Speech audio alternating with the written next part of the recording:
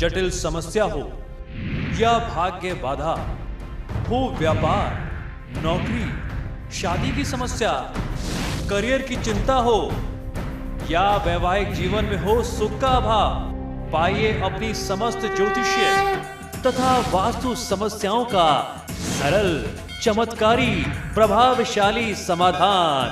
एक जाना माना और विश्वसनीय नाम, आचार्य पंडित श्री वैभवनाथ शर्मा जी, काशी के 400 वर्ष पुराने प्रतिष्ठित और अंतरराष्ट्रीय ख्याति प्राप्त राज ज्योतिषी परिवार की 8वीं पीढ़ी के ज्योतिषी और वास्तु शास्त्री आचार्य पंडित श्री वैभवनाथ शर्मा जी के द्वारा व्यक्तिगत या फिर फोन पर अपॉइंटमेंट लेने के लिए कॉल करें 9818300146, 9990724131 या फिर ईमेल करें sharma.vaibhav@gmail.com पर।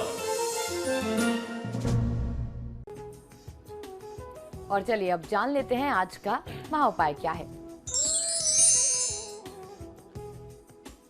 जी बिल्कुल, आज का महाउपाय बहुत ही विशेष है। आज हम आपको बताने जा रहे हैं देव कार्य और पूजा पाठ में किन किन प्रकार की सावधानी आपको रखनी चाहिए।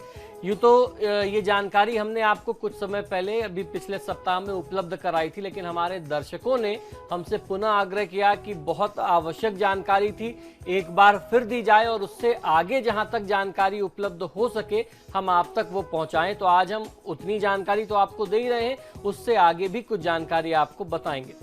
मनुष्य अपने जीवन में कई तरीके से पुण्य करता है, लेकिन फिर भी उसके अनुरूप उसे फल प्राप्त नहीं होता।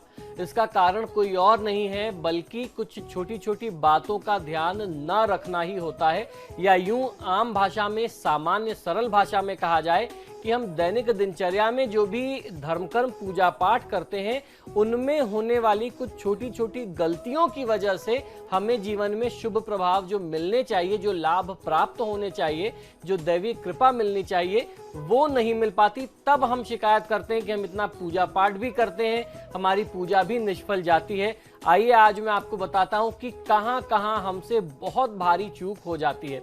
यदि इन वैदिक क्रियाओं का ठीक से पालन किया जाए तो तत्काल फल मिलना और आपके कार्य का सिद्ध होना 100% तय होता है। उसको निश्चित मानिए, उसमें किसी भी प्रकार से संदेह नहीं रखना चाहिए। तो आइए अब बिना समय गवाए जानते हैं कि किस प्रकार अगर आप मां लक्ष्मी को प्रसन्न करना चाहते हैं तो आपको क्या करना चाहिए और कौन सी कमियां, कौन सी गलतियां जो हैं हमें बचानी चाहिए।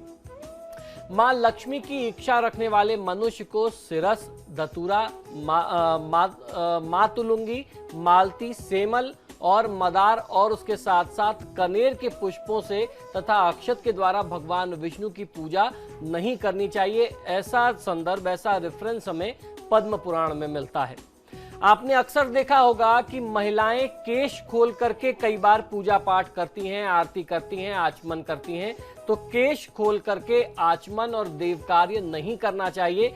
इसका संदर्भ हमें विष्णु पुराण में मिलता है। और पुरुष जो भी शिखा रखते हैं, इसीलिए साधना के समय में शिखा बंधन का एक विधान बताया गया है। आप चोटी भी यानी अपनी चुरखी भी खोल करके नहीं रख सकते देव कार्य में, ऐसा विधान है। घर में अंगूठे के पर्व से लेकर के एक बित्ता प्रमाण यानी 9 इंच तक की मूर्ति यानी प्रतिमा किसी भी चीज की हो, चाहे वो मिट्टी की हो या किसी भी प्रकार के धातु की हो, 9 इंच से बड़ी प्रतिमा घर में नहीं होनी चाहिए। उतनी बड़ी प्रतिमा ही आप रख सकते हैं। जहां वो 9 इंच से बड़ी हुई फिर उसको किसी प्राण प्रतिष्ठित मंदिर में रख करके विधि विधान से उसकी प्राण प्रतिष्ठा और पूजा आराधना का नियम ही करना चाहिए। इससे बड़ी प्रतिमा अगर होती है तो वो घर में बिल्कुल भी शुभ नहीं होती, वह नाना प्रकार के अनिष्ट लेकर के आती है। ऐसा हमें रेफरेंस मत्स्य पुराण में प्राप्त होता है।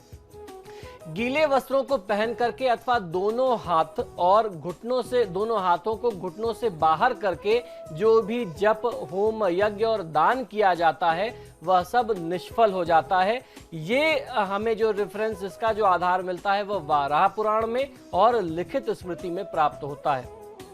भगवान की उपासना करते समय दीपक का स्पर्श करने पर हस्त प्रक्षालन जरूर कर लेना चाहिए, यानी हाथ धो लेना चाहिए, अन्यथा आपको दोष लगेगा। ये वाराह पुराण का संदर्भ प्राप्त होता है।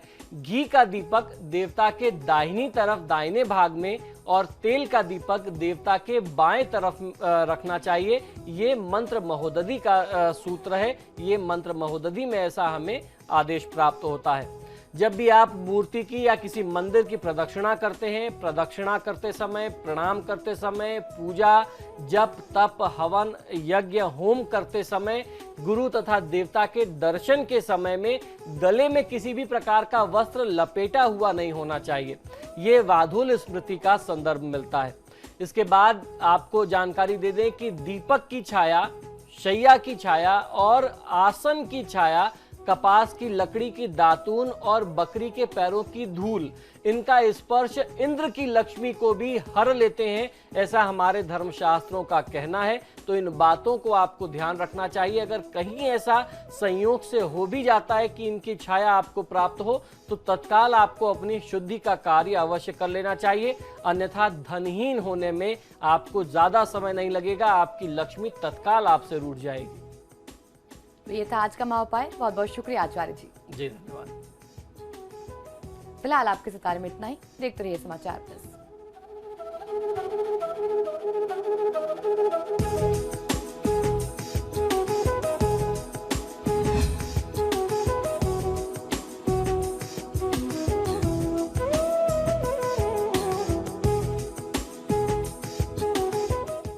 जटिल समस्या हो या भाग्य बाधा हो, व्यापार, नौकरी, शादी की समस्या, करियर की चिंता हो या वैवाहिक जीवन में हो सुख का अभाव, पाइए अपनी समस्त ज्योतिषीय तथा वास्तु समस्याओं का सरल, चमत्कारी, प्रभावशाली समाधान। एक जाना माना और विश्वसनीय नाम, आचार्य पंडित श्री वैभवनाथ शर्मा जी।